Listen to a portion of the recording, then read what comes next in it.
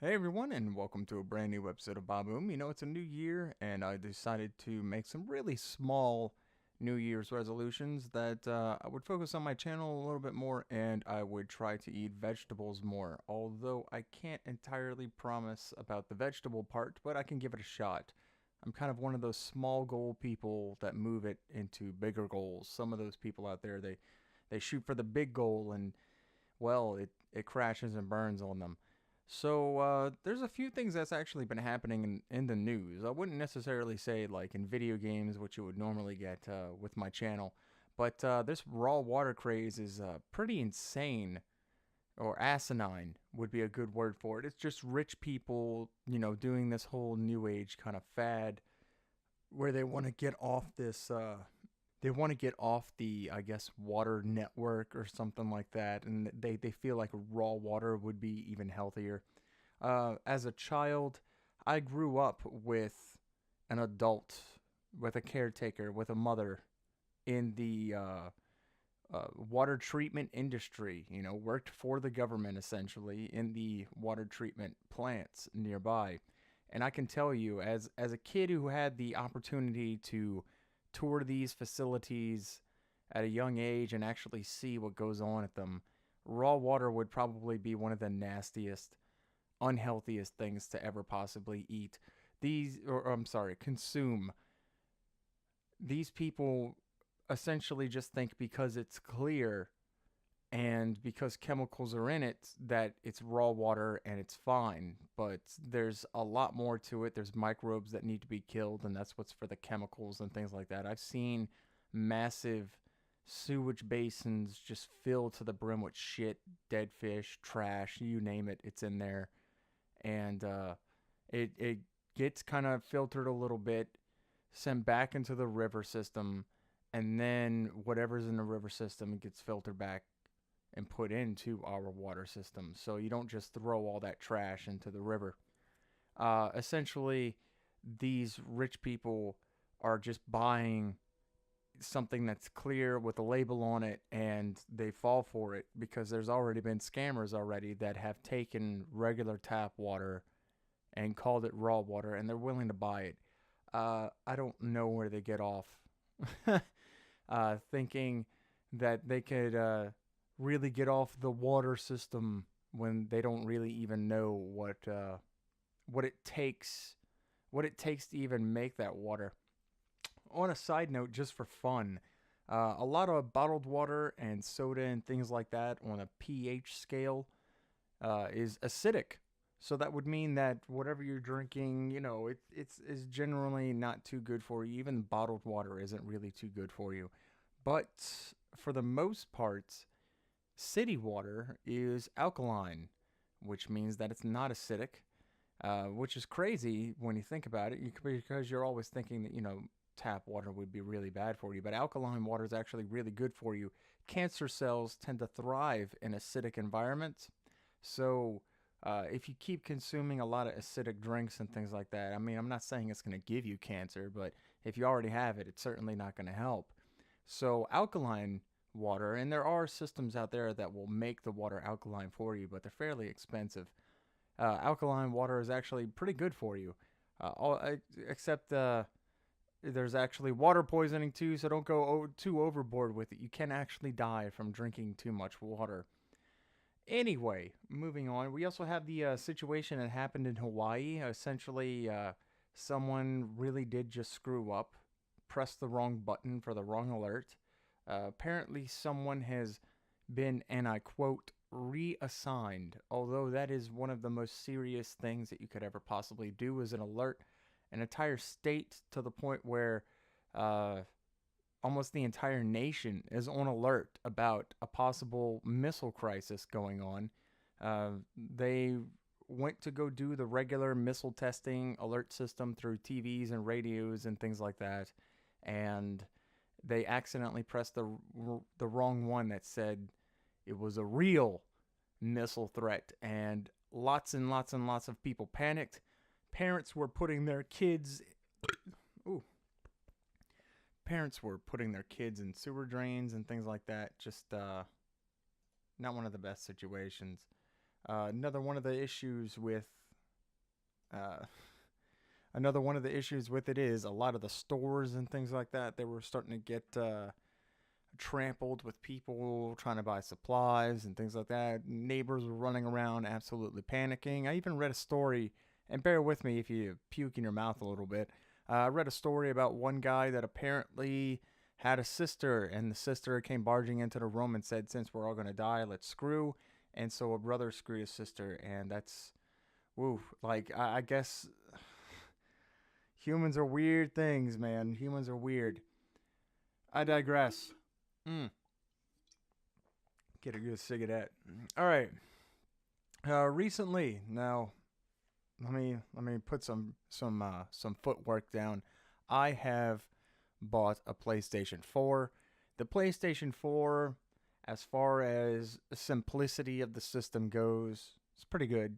You plug it in, it's got power, you got an HDMI port, and you just got to charge the controller. It doesn't get more complicated than that. I grew up with a PlayStation 2. My very first MMO was EverQuest for PlayStation 2, and that shit was complicated.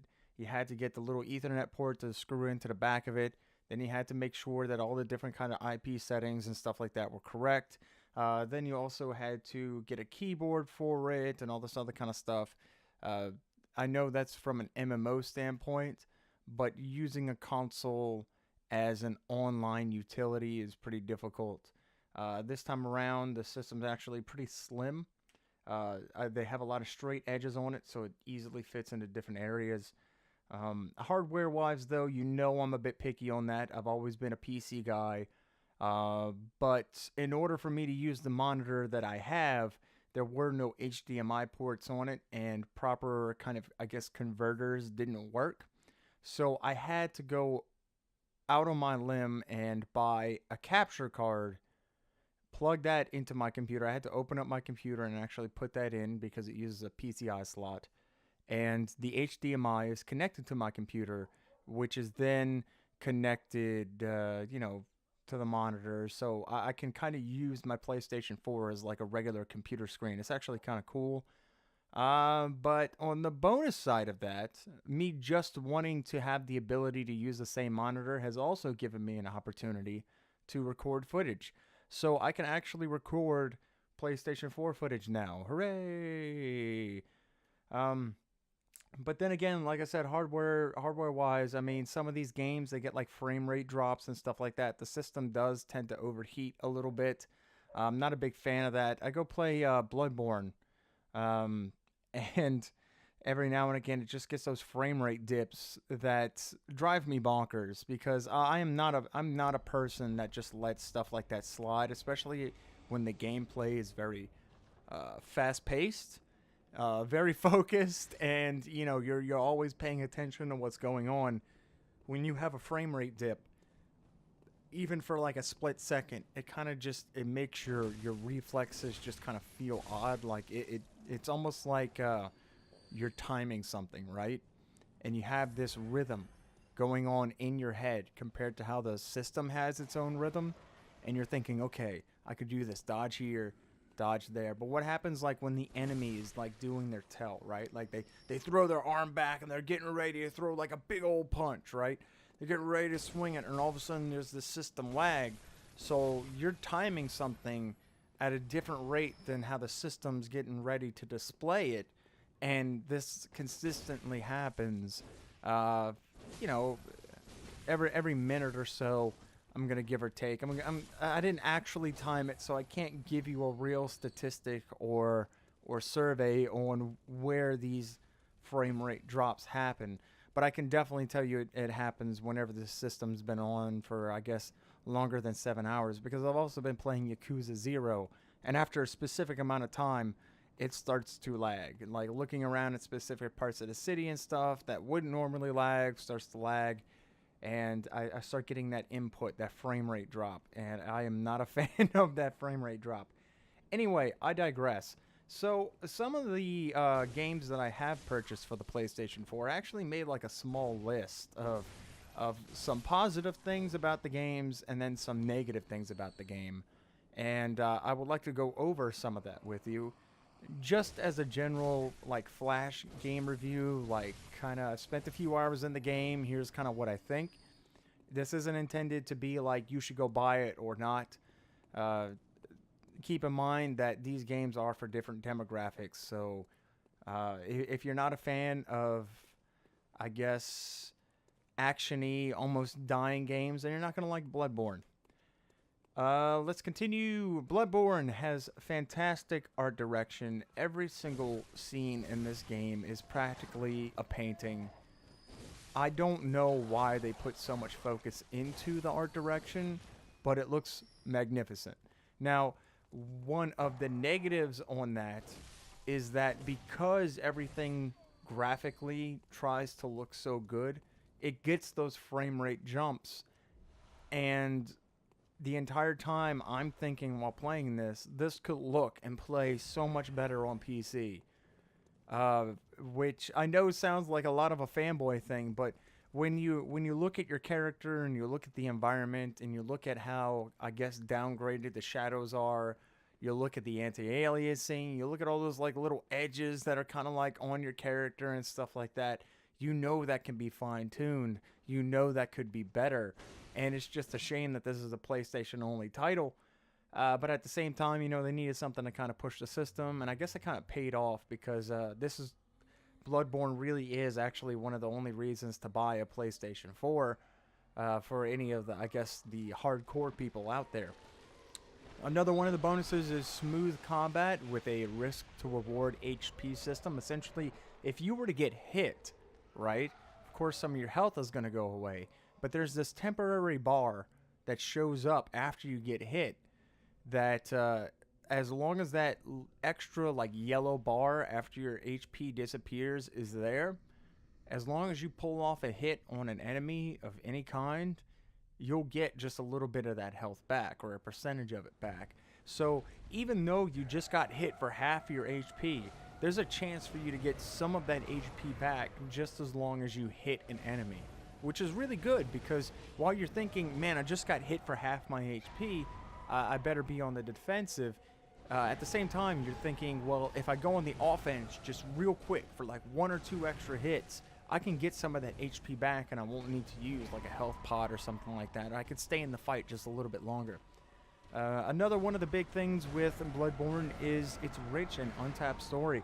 The thing with BloodBorne is that it has this, I guess, archaic, like we're just going to give you the amount of information that you really need. Everything else is out in the world and you kind of need to find like notes and talk to characters you may have never like heard of and things like that. It's not so much as straightforward as you would expect things with Skyrim and stuff like that. Like, oh yes, you're the Dragonborn, now you have to go and save us, and you know, okay, fine, you know, go save the world, whatever. In BloodBorne, you really are just kind of like another kind of guy, and everyone's like, okay, yeah, you're doing a good job and all, but, you know, like, there's still stuff for you to kill.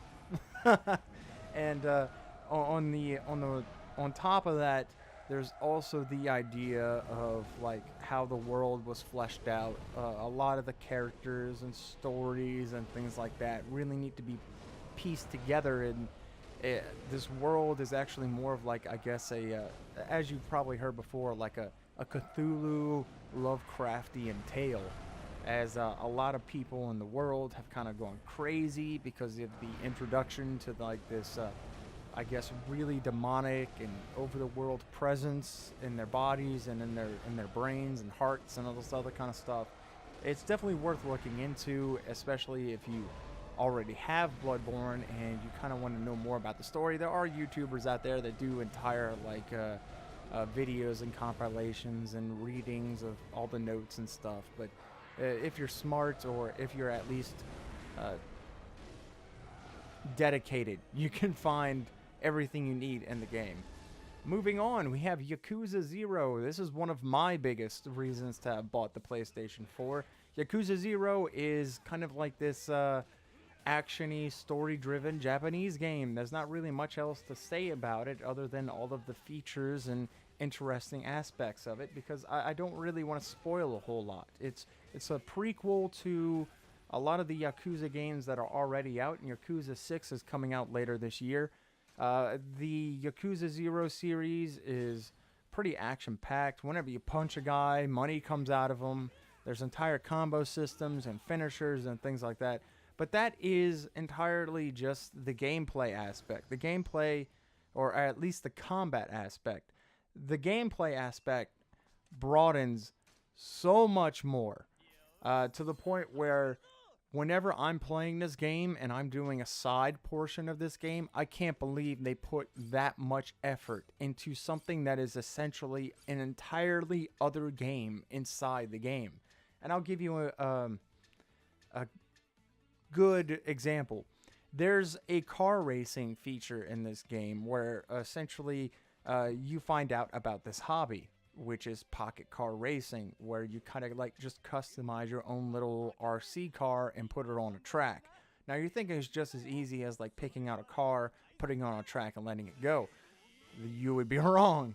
For some reason they put a lot of heart and soul into making sure that there's like pie charts, a weight system, how well they turn, suspension systems, you name it, and like speed and acceleration and things like that. So you're trying to always like customize this car and balance it out for that particular track, hoping that you can eventually, you know, be number one in it and move on to the next track. It even has its own storyline in it, because eventually one of the kids, I guess, kind of gets jealous and stuff like that and wants to like face you, and he's trying to do it to impress this one little girl and all this other kind of stuff. So it's kind of strange being this grown Yakuza like thug gangster guy into pocket racing, and you're trying to beat a whole bunch of little kids at their favorite hobby, but hey, you're able to do it.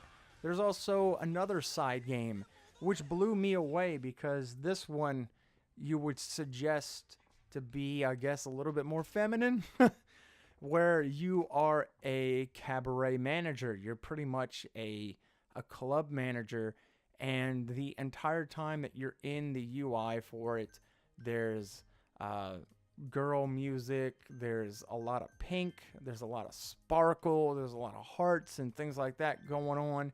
You can customize your main, I guess, hostess, her outlook, her dress, her earrings and makeup and all this other kind of stuff. And the whole objective is as the manager of the cabaret, you're out there to make money. You know, as a manager, you're out there to make money. So you're doing all of this stuff like training them, interviewing them, making sure they hook up with the right tables. In case there's a customer complaint during the time limit, you have to address it. All of that is just side stuff to take care of in Yakuza 0. And that's not even talking about just how intricate the combat can get sometimes, because there's an animation for almost every single finishing move. You could have a jar of salt. No joke, you could have a jar of salt that you found on the ground, and there's a finishing move for that. Like, you lean the guy's head back and you sprinkle salt straight into his eyes. It's amazing. There's just so much to do and so much to play in Yakuza 0 that it just stands out kind of on its own, even if it is a prequel, even if it is something that ties into all the stories of everything else. If you ever wanted to get into a game series, Yakuza 0 is a fantastic way to start. But at the same time, there's a few broken things with it. There's a broken weapon system. You take out a weapon that you find, for instance, there's an equipment menu. If you were to equip the weapon like a sword or a taser, God only knows what, there's only so many uses of it in your inventory, and then you need to go get it repaired. And we're talking only like 20 something uses on a lot of these items. So you're maybe talking about 3 just regular fights if you were to try and use these weapons, and then the weapon's broken. So I don't even worry about weapons eventually to that point, because it's just, all right, well, I'm just going to use the combo system. I'm just going to fight it out, and I'll just have the weapon as kind of like a backup. There's another reason why this game is broken, and that's because enemies juggle you. The second that you get hit, there's a little bit of an animation for your character to kind of recover from it. So they hit you and hit you and hit you, and then when you go to recover, the second that you're trying to recover, you get hit again, and then they have to do the animation again, and then hit you and hit you and hit you, and it just keeps repeating.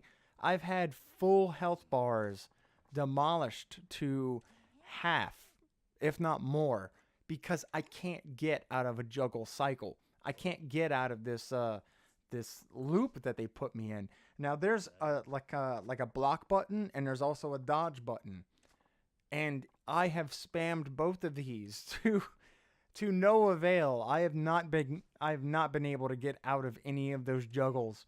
Now, eventually, in your upgrade tree, as you upgrade your character using a lot of the money that you earn, you can eventually get abilities that would hit back as you get out of the out of a situation. So like if they knock you down on the ground, you're able to get back up and just keep on fighting, but at the same time it's not enough to keep you away from all the juggling. Another problem with this game is the quest system. Boy, there's lots of side quests. You're running around on the street, you approach a situation, and you have the option of accepting to help with the situation or to just quit and you don't have to do it. I'll give you one example. You came across this couple. They're kind of bickering just a little bit. They're not really arguing. They're just kind of bickering. And the character says, well, I'm trying to get my girlfriend here to understand this crossword puzzle. And he pulls you off to the side and he's like, hey, could you help us solve this crossword puzzle? This is really important. And you're like, why is it so important? And he's like, well, hey, look, once the crossword puzzle is solved, man, it's my proposal to her. Like, it's going to read out a proposal to her. And so, you have the option of turning that down or helping out. And, of course, helping them out gives you an item. So, of course, you want to do it. And when you do it, there's actually like a whole cutscene, voice acting, and all this other kind of stuff that's going on with it. And eventually, you help fix their problem and you move on with your life. You maybe go do another subquest or something.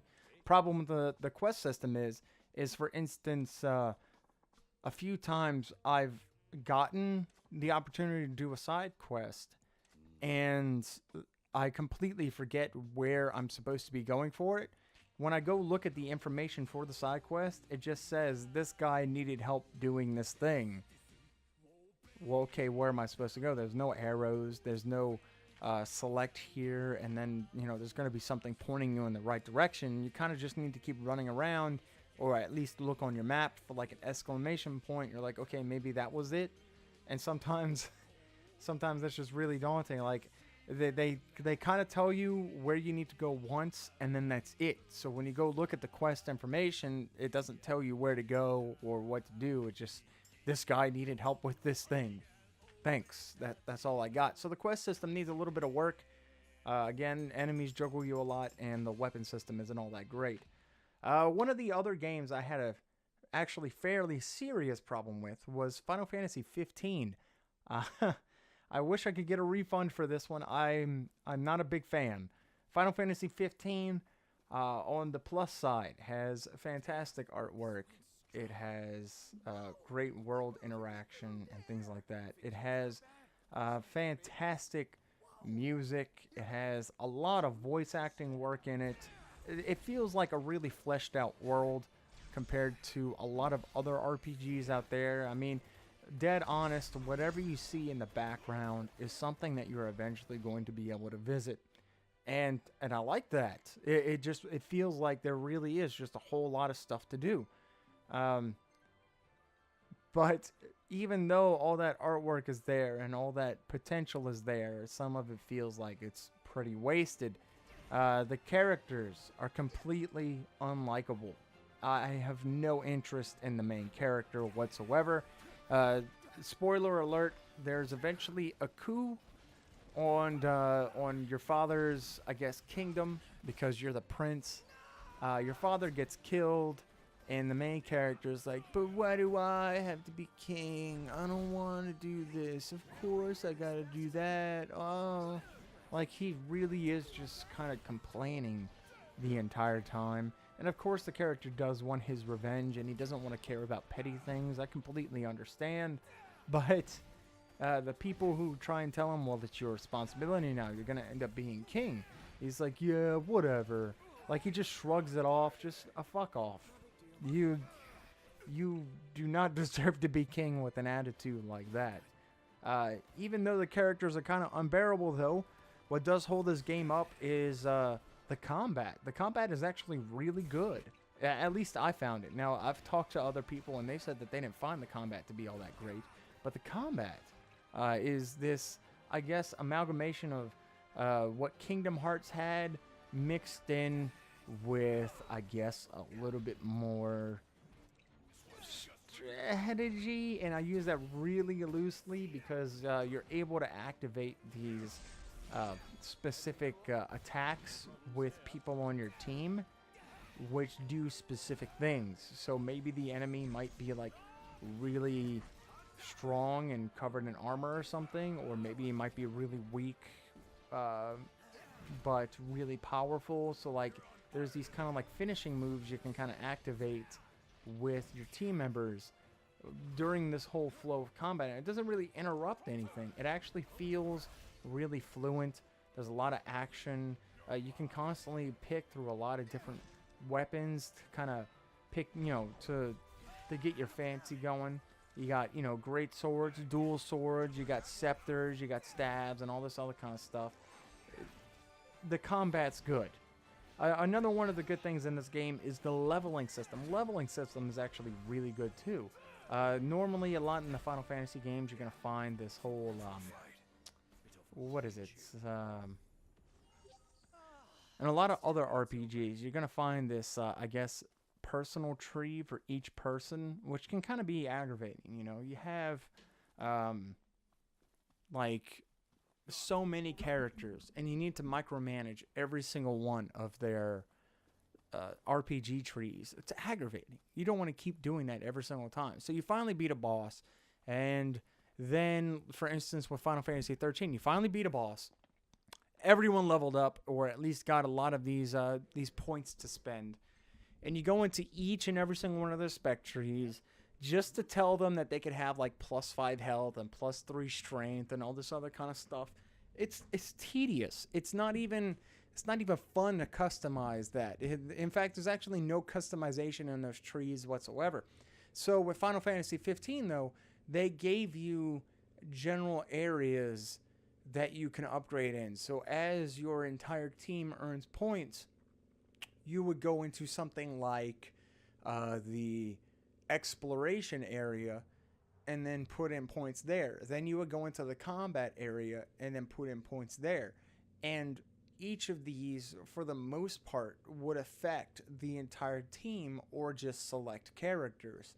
So instead of just always fiddling with each person's individual tree, you're messing with an entire team's tree, which I think is really good. But even with the good combat, even with the good spec trees and the fleshed out artistic world, this is one of the only games, or in fact, this is the only game I found so far that I wanted to uninstall. And I actually did uninstall. I saved my system about 70 gigabytes of space by uninstalling this because of the absolute terrible travel system. They have you using a car. Fine. Okay.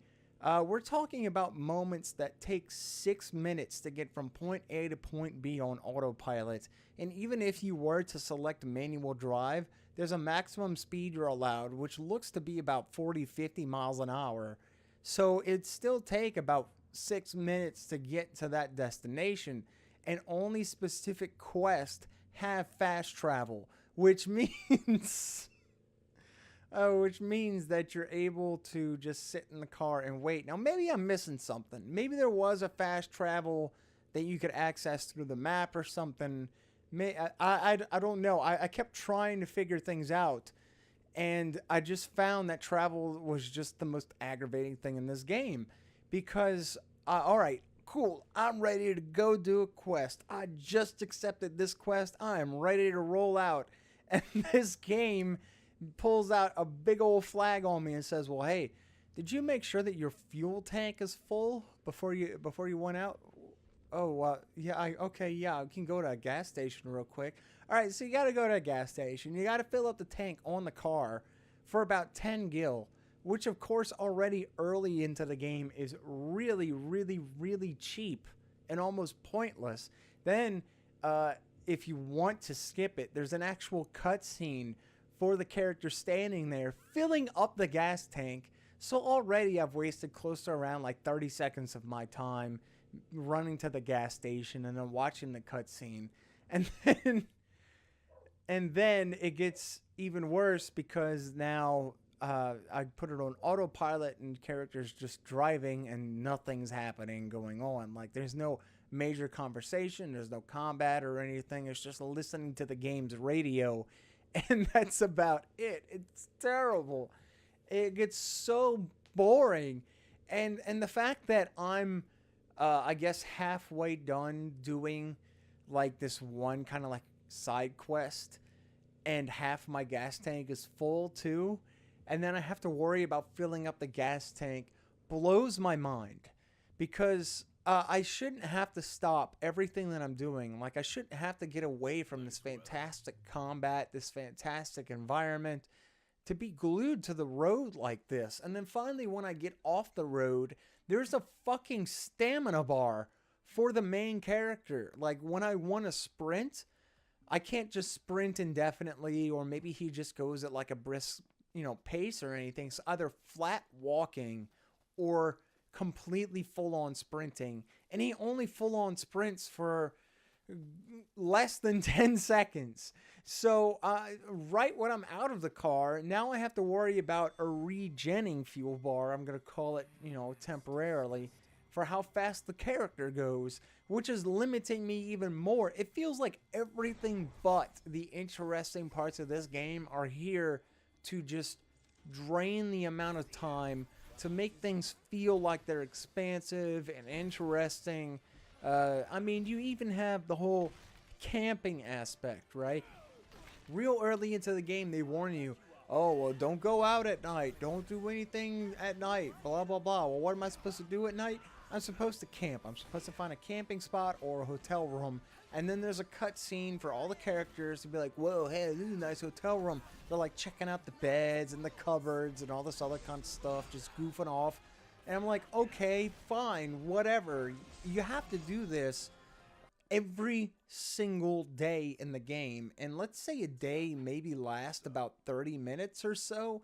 So every 30 minutes or so, okay, not 30, maybe every hour or so, you have to camp with this cutscene, which is the level up scene, and then you have to pick what food they eat, because the entire time you're also collecting ingredients, which they put way too much effort into, because they also made like these HD 3D models of all the different kinds of food dishes and stuff whenever they serve them.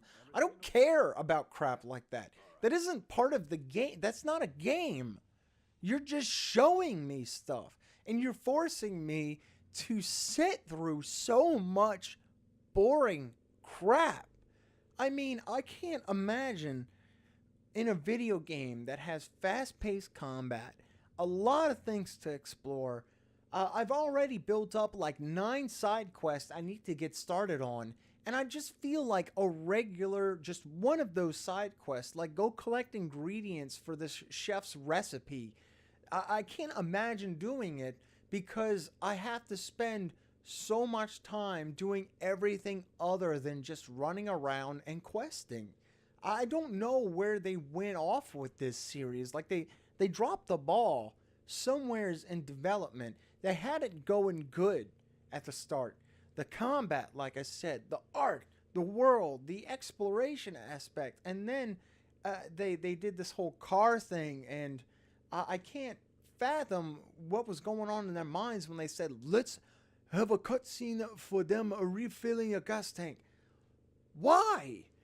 And it's such a minuscule amount, 10 gil. 10. Your very first quest in that game essentially gives you enough money to fill up that gas tank over 100 times. So why, out of everything to fathom in this game. Does the car even have a gas tank? Why does it even have a gas tank? You have flying vehicles, uh, mythical creatures, and you have laser beams and all this other kind of crazy technology, but for some reason this car gets about 6 miles to the gallon and it only holds about 10 gallons. So it's absolutely blowing my mind that someone thought this was a good design feature. I just I can't believe I wasted roughly around $30, I'm going to say credit, towards that game, and I can't get it refunded as far as I know. I good thing I didn't buy the special edition, or you know, like the one with all the DLC and stuff. I'm not having a blast with that at all. It just feels like they're wasting my time at every other turn. Like they're trying to keep me from doing the things that I enjoy, and I can't stand it. So with all that, that's kind of what's been going on with me. I got a whole new semester coming up. It's my last semester, so hopefully, hopefully by the end of all this, I might have a little bit more time to myself.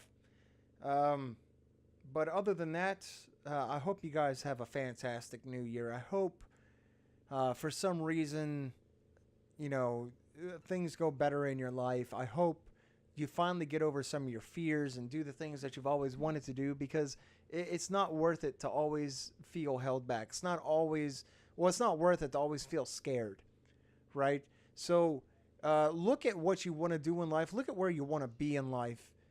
Take that step. Take that plunge. At least look into how you can change it. If you feel like school is the only way to change it, at least look into it. They're just walking into a school or something. They're not going to immediately charge you. You could be like, hey, look, I'm kind of interested in the program over here. Is there anything you could tell me? Maybe it might take an hour and a half out of your day. But that's it. You learned something. Maybe it will be for you. If you go there and you feel like it is something you want to do, that's even better. Just look at where you want to be in life this coming year. This should be your New Year's resolution. None of this, I'm going to go to the gym more bullshit. Your New Year's resolution should be, there's something wrong in my life and I want to change it. This whole losing weight thing is this classic normie bullshit answer, and then they flood the gyms for about the first month, and then they all fucking stop because they thought they were going to see immediate results, and they don't understand how health and losing weight works. So get off your ass and do something positive with your life. I know you can do it. Y'all have a good one.